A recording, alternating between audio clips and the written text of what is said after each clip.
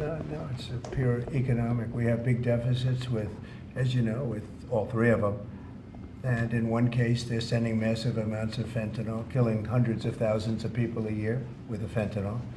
And in the other two cases, they're making it possible for this poison to get in, number one. And number two, we have big deficits, and it's something we're doing. And we'll possibly very substantially increase it or not. We'll see how it is. But it's a lot of money coming to the United States. As you know, we have about a $200 billion deficit with Canada, getting close to $200 billion. They've treated us very unfairly. And I say, why should we be subsidizing Canada? It's wonderful. I have so many friends in Canada. It's a great place. Is there a concession But, you're looking for, sir? No, we're not looking for a concession. And we'll just see what happens. We'll see what happens. And with Mexico, it's the same thing. We have a $250 billion deficit, and we have a lot of people coming into the border, and now we've largely stopped that, but we've stopped that ourselves.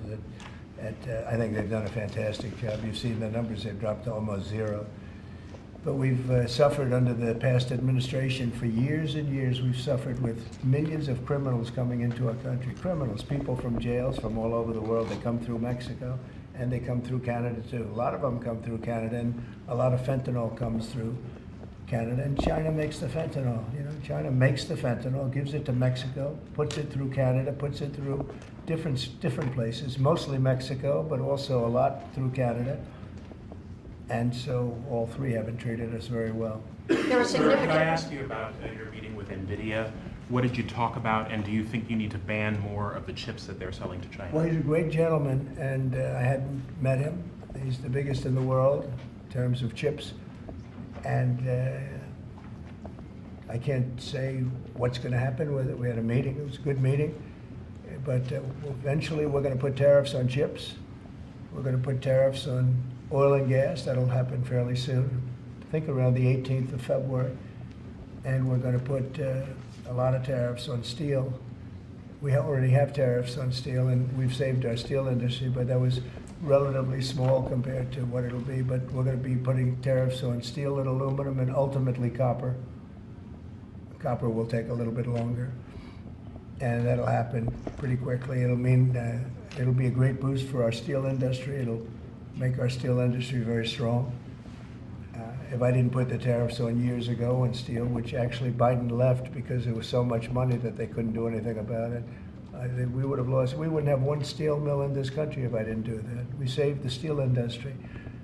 So it was an honor to do it, and I think the people that love me most in the whole world are people that make steel. But we're going to be putting sometime this month, next month, we're going to be putting tariffs on steel and aluminum. And we'll give you an announcement as to what the exact date is. But it'll be a tremendous amount of money for our country, a tremendous amount. These are big numbers. And in addition to that, and you see the power of the tariff. I mean, the tariff is good. And nobody can compete with us because we have by far the biggest piggy bank. And so that'll take place very quickly. But also we'll be doing pharmaceuticals. And to bring our industry back, we want to bring pharmaceuticals back to the country. And the way you bring it back to the country is by putting up a wall, and the wall is a tariff wall. We were the richest country in the world. We were at our richest from 1870 to 1913. That's when we were a tariff country. And then they went to an income tax concept, and how did that work out? It was fine. I mean, it was okay, but would have been very much better. So we'll be doing pharmaceuticals, importantly, and drugs, medicines, etc., all forms of medicine and pharmaceuticals. And we'll be doing, very importantly, steel, and we'll also be doing chips and things associated with chips. And sir, what do you plan on talking with the Japanese Prime Minister about next Friday when you all meet? Well, he's coming in next week. I don't know, he asked for a meeting, and I have great respect for Japan. I like Japan. Prime Minister Abe was a very close friend of mine. What happened to him was so sad, one of the saddest days. But they're coming in to speak to me, and I look forward to it. Mr. President, on the crash, do you have any concerns that your commentary about things you have described as common sense or your observations could in any way interfere with the thorough investigation of the crash? No, I think they'll do an investigation. It'll probably come out the way I said it. I like to put it up front. I'm so tired of listening to things happen to our country and then people say we'll do an investigation and 3 years later they come out with a report that nobody looks at. Especially, not in all cases can you do that, but in this case, you know, you had a helicopter that was, the Black Hawk was too high. It was above the 200 limit by double. Shouldn't have been there. And there were some other mistakes made too, and I pointed them out also, and I was right on all of it, but they'll still do an investigation just to check it out, but I think As that's what Commander-in-Chief, are you at all concerned about opining about the Army and the conduct of that aircraft when you are Commander-in-Chief and these are the people who report to you No. and there is an investigation ongoing? This was all caused by bad rules, regulations, and other things by Biden, the What Biden tells you that, administration. sir? And when you look at the way they ran things, in fact, if you look, we hired, one of the first things I told them to do, I said, get talented people in those beautiful towers overlooking runways. You better get them in there fast because we don't have people there that are qualified. And you knew that because planes were landing very, very late. They were circling all over the place. We had people that didn't know what the hell they were doing. And sir, there are if you planes look- in the air excuse me. everywhere and there are Yeah, other air excuse traffic me. and, Excuse pardon me, me. sir. They, we have to have the best people, the smartest people, the sharpest people as control tower experts. And that's what they have to be. They have to be experts and they have to be very smart. And we didn't have our best. And if you read the quote that I read yesterday at the news conference, it talked about people that were psychologically injured were okay and people that had lots of problems were okay. I'd read it again if you'd like me to, but I don't think I have to Does that waste give your you time. concern though, sir, with planes in the air all around the country, people relying on that as safety? Are you suggesting there's an ongoing risk? No, I think there's very little risk, but I think that we have to make sure that this never happens again. Very, very little risk. And we're taking actions that this can't happen again. The helicopter, as you know, was out of its zone. Shouldn't have been out of its zone. It was at the same height as the airplane. Now, the airplane was coming down on its track. It was perfect. It was in perfect shape coming down, and something was in its way. You can't let that happen. And it won't be happening again. And this was all because of weak rules in the Biden administration. And we're just not going to let that kind of thing happen again. And again, I could wait and I could, you know, give a report in 2 years like they always do. And sometimes it's obvious. In this case, to me, it was very obvious. And I think I've been proven to be very correct. Yeah. Any- Mr. President, what do you expect from your meeting with Prime Minister Netanyahu next week? I expect a lot of good things. From all meetings, I expect good things. Marco Rubio, as you know, is going to make a tour of various countries in South America. He's going to be meeting in Panama, where Panama's treated us very badly. They gave him, rather foolishly, a thing called the Panama Canal, the most expensive project we ever built, if you look at today's numbers. Most expensive ever built. We lost 38,000 men. In that case, all men, just about all men. 38,000 to the mosquito, to malaria and various other problems that you get from jungles. It was a tremendously costly event. We built the Panama Canal 110 years ago. Think of it, the most expensive development we ever did. And really one of the wonders of the world, one of the great wonders of the world. And we didn't give it to China, we gave it to Panama. And Panama's been ripping down all the China language signs. They've been working like mad to try, but about 70% of the signs were up and they were written in Chinese, and that's not the deal. So we're going to take it back. They've already offered to do many things, but we think it's appropriate that we take it back. They've totally violated the agreement. We have an agreement. They violated the agreement, and Marco Rubio's going over there to talk to the gentleman that's in charge. Mr. Scotto, do you still think it's a good idea for Jordan and Egypt to be taking in Palestinians when they reject the idea and the Palestinians who are living now in Egypt? I think Jordan will take people, yeah, people from Gaza. And I think Egypt will take them also. I mean, I heard somebody said they're not going to, but I think they will. I feel confident they will. Mr. President, will tomorrow's tariffs include oil? What? Will tomorrow's tariffs be inclusive of Canadian crude? I'm probably going to reduce the tariff a little bit on that. We think we're going to bring it down to 10% on the oil. So it's 25% on the Canada side. Mr. President, are these tariffs stacking on top of already existing tariffs, or Yes, this will be the total? on top of whatever may be existing. Yeah. Mr. President, ask you a question about Venezuela. Rick Grenell was seen on state TV shaking hands with President Maduro. Is there any concern that that might lend legitimacy to the Maduro administration? No, we want to do something with Venezuela. I've been a very big opponent of Venezuela and Maduro. They've treated us not so good, but they've treated, more importantly, the Venezuelan people very badly. We have tremendous Venezuelan population. I got 92% of the vote, the Venezuelan vote. Now we want to see what we can do to get people back in their homeland safe and free and all. He's meeting with a lot of different people, but we are for the people of Venezuela. We're for the Venezuelan Americans. If you look at it, we have them all in Florida, right around the Doral area. That's really, they call it Little Venezuela, right? And they voted for me close to 100%. So we'll see what we can do to straighten out the situation in Venezuela. Venezuela has been very unfortunate. I was very surprised when I saw that Biden agreed to buy a lot of oil from Venezuela, because Venezuela was just about finished, the dictator.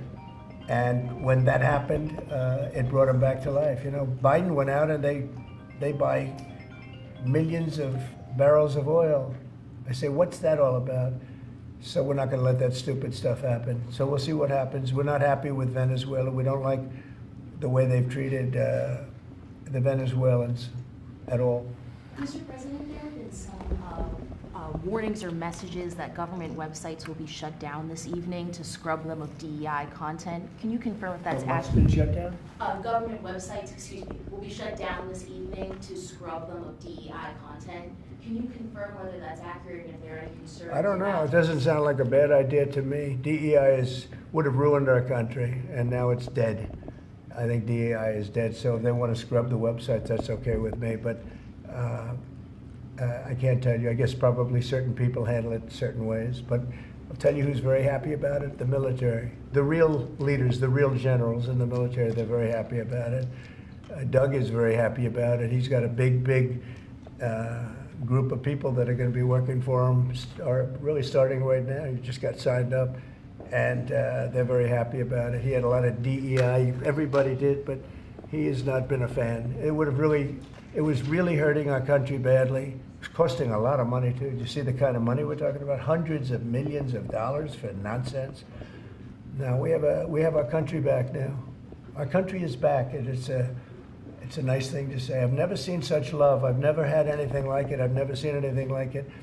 People are coming up, sir, thank you for bringing our country back. We were losing our country, and I think we're stronger now than we've been in many, many decades. And the Sir, Department any update on your call with Vladimir Putin? Well, we'll be speaking. We'll be speaking, and I think we'll perhaps do something that'll be significant. We want to end that war. That war would have never started if I was president, and we want to end that war. That war is a horrible war.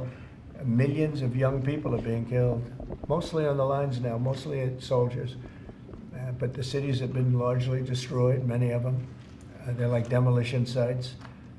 But the soldiers are just shooting at each other. You know, it's a very flat land. I said this the last time, very, very flat land. The only place that a bullet stops is when it hits a person. And they're hitting a lot of people. They're hitting a lot of soldiers, but on both sides. You know, I think Russia would probably say close to 800,000, and Ukraine 600,000 or 700,000. And it's just a senseless situation, and it's got to stop. So whatever I can do to stop it, and we are having discussions, yes. ongoing, already scheduled and ongoing? Have you- Already talking, yes. So you've already spoken to Vladimir Putin I don't want to since? say that, but we are having very serious Is discussions there a reason you about- don't want to? Well, I just don't want to say that. We're having very serious discussions about that war, trying to get it ended With Russia. with Russia, yeah. At the Department of Justice and the FBI, there are a number of high-level people who are being asked to resign or are being told they are going to be fired. Did you specifically request any actions at the Bureau or DOJ with respect to those employees? No, but we have some very bad people over there. It was weaponized at a level that nobody's ever seen before. They came after a lot of people, like me, but they came after a lot of people. No, I wasn't involved in it. I'll have to see what is exactly going on after this is finished. But if they fired some people over there, that's a good thing, because they were very bad. They were very corrupt people, very corrupt, and they hurt our country very badly with the weaponization. They used the Justice Department to go after their political opponent, which in itself is illegal. And obviously it didn't work. Are you going to impose tariff on the European Union? What does that mean? Are you going to impose tariff too on the European Union like you are going to do for Mexico and Canada? Well, you're asking me a question, because I'm sure you didn't hear, am I going to impose tariffs on the European Union? Do you want the truthful answer, or should I give you a political answer? Absolutely. Absolutely. The European Union has treated us so terribly. You promised Americans to try to reduce costs, and so many of the products that would be tariffed, when they come into the country, the outgoing country is not paying the tariff. The buyers in the United States pay that, and then that's passed on to consumers in most instances. Sometimes. How would you expect to have prices come down if you have such a broad plan for tariffs? And what do you say to the voters who want to see you reduce everyday costs? Well, let me just tell you that I got elected for a lot of reasons. Number one was the border. Number two was inflation, because I had almost no inflation. And yet I charged hundreds of billions of dollars of tariffs to countries. And think of it, I had almost no inflation and took in $600 billion of money from other countries. And tariffs don't cause inflation, they cause success. They cause big success. So we're going to have great success. There could be some temporary short-term disruption, and people will understand that. I had that when I negotiated some of the good deals for the farmers. And unfortunately, those deals have been led astray by Biden and his people because they didn't enforce the deals. We have a deal with China, which is phenomenal for the farmers, but there was nobody to enforce it in the Biden administration. They let them get away with murder. So that's another thing we're going to be bringing. Do you accept the principle of costs being They passed committed to on? buying $50 billion worth of farm product, and they did it when I was president. As soon as I left, they stopped doing it because there was nobody in Biden to enforce it. But the tariffs are going to make us very rich and very strong, and we're going to treat other countries very fairly. But if you think about it, other countries charge us tariffs. We don't charge them tariffs. And it's about time that that changes. Sir, are you concerned about the market reaction around tariffs? No, no. Tariffs, the word tariff is a very misunderstood word. You've heard me say, I say it kiddingly, but it's one of the most beautiful words in the dictionary. It really is. And we've been taken advantage of because others have charged us VATs. As an example, the European Union charges us 20% plus a VAT tax, called a VAT tax, very similar. And it costs us an absolute fortune. We are treated so badly. They don't take our cars. They don't take our farm products, essentially. They don't take almost anything. And we have a tremendous deficit with the European Union. So we'll be doing something very substantial with the European Union. We're going to bring the level up to where it should be. And if you think of the European Union, then you go to NATO, it's largely the same group of countries. Until I came along, I mean, we were paying almost 100% of NATO only to get bad trade deals. And now it's been evened out, but very unfair having to do, it was evened out pretty good. Actually, I did a good job. They paid $400. If you look at the Secretary General's report, and he was here recently, and he said that. He said one of the most amazing things I've ever seen is what President Trump was able to do with these countries of Europe, of which he was in charge of them, but he couldn't get them to pay. I went over, I said, you got to pay, and if you don't pay, we're not going to protect you. It's very simple. But very unfair is with Ukraine, because we're in for $300 billion plus, and they're in probably for $100 billion. There's a $200 billion difference. And They need it more than we do. You know, we have an ocean in between. They don't. And so they're going to have to step it up a little bit. With efforts to reduce the federal workforce, whether it's offering what we've called the buyout package or other efforts, do you have any concerns that there will be employees broadly across the federal government who might take that up? And they're a part of the many different ways that agencies protect the public, from food inspections to water safety to I know, the air but traffic everybody's controllers. replaceable, and we'll get very good people to replace them if it turns out to be more than we thought. It could be a lot, it could be a little, we don't know, but we'd love to have them leave. We're trying to remember this. We want them to go into the private sector. It's our dream to have everybody almost working in the private sector, not in the public sector. We have many people, very few people came to work. They were, you know, it started more or less with COVID, but actually even before COVID. But it started with the COVID, they didn't come back. And then Biden let them get away with murder, and they, you know, we had federal workforce, like 4% coming into the office. And that just doesn't work. You know, people can say it does, but it doesn't work. You have to be unified in a group in the office. It's just, it was crazy. You don't know what they're doing. And then at some point, we may ask them to certify that they didn't have two jobs, meaning were they really getting a check from us, the government, and then were they also working a second job and a third job, and, you know, on government time? And many of them will say that they did, you know, which is not legal, but it's a problem. It's a problem.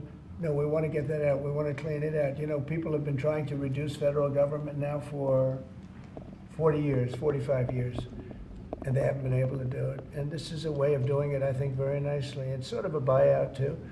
I think we're treating people very good, but people don't come to the office. They won't have a job starting on that very special date, so we'll see how that works out. I mean, nobody knows how that's going to turn out. Everybody might show up to the office, and maybe a large number won't show up. But if they don't show up, we've accomplished a very serious goal. We're trying to reduce government. Does Mr. Musk or any of those associated with your DOGE effort, do they have any direct access through the government systems to how money is dispersed? No, nothing. No, they this has nothing to do also with the federal cutting, you know, with this federal cutting. This is very separate. This is if you don't show up, you don't get paid. But DOGE, I think great progress has been made. We're talking about cutting over $1 trillion of waste. We're talking about waste. We're not talking about we're going to love and cherish Social Security, Medicare, Medicaid. We're not going to do anything with that other than if we can find some abuse or waste, we'll do something, but the people won't be affected. It'll only be more effective and better. And our country, as our country gets richer, the people on Social Security, Medicare, Medicaid, those people are going to be more secure. If Biden had gotten elected, Social Security was going to fail because the country was failing. It was going to fail. The country was going to fail. And therefore, the Social Security, Medicare, Medicaid, and all of the other things that you may get would not be able to be paid. Our country's getting very strong, and you see it. I think more progress has been made in the last 2 or 3 weeks than has been made in the last 4 years. I think not only has more progress been made in the last 4 years, it's, I'll call it deprogress. We went way backward as a country in so many different ways, from woke to all of the other things that took place that were so bad. You look at Afghanistan, how embarrassing that was. I think Afghanistan really started the problem with Russia and Ukraine. When Putin looked over and he saw how incompetently that was handled, I was getting out, but I was going to keep Bagram. Right now, China has Bagram. I was going to keep one of the biggest air bases in the world. They left it. But I was, other than Bagram, I was going to get out. And I wasn't keeping Bagram for Afghanistan. I was keeping it for China because it's 1 hour away from where China makes its nuclear weapons. And we were keeping it. So we have a lot of great things happening in our country, and we appreciate that you're here. And I'm really thrilled about Doug, and I'm really thrilled about his friend, Chris Wright, who's a legend in the oil business, right? They keep telling me, Catherine, he's like a legend, and he's a legend too in a lot of businesses. And we have an amazing group of people working with us. There's a man behind me who became a tremendous success. He was not a wealthy man. He didn't start off a wealthy man, and he ended up a wealthy man. And you know, that's a great talent, and he's willing to sacrifice so much and to put it to work for our country. Watch the job he does on the interior. but in particular on really making our country very, very wealthy by utilizing it properly. And at the same time, environmentally, he does it he's very much an environmentalist. He's going to do it very carefully and very painstakingly good. But you just watch what happens. And working with the Department of Energy, where his compatriot, his friend, and also considered the most talented man in the oil business, is the head of the Department of Energy, and they work together. It's almost like a partnership. It really is a partnership. And watch what that does for our country. It'll be a fantastic thing to see. Thank you very much, everybody. Thank you, Fred. Thank you, Fred. Tulsi got it. Thank you. Robert's nomination.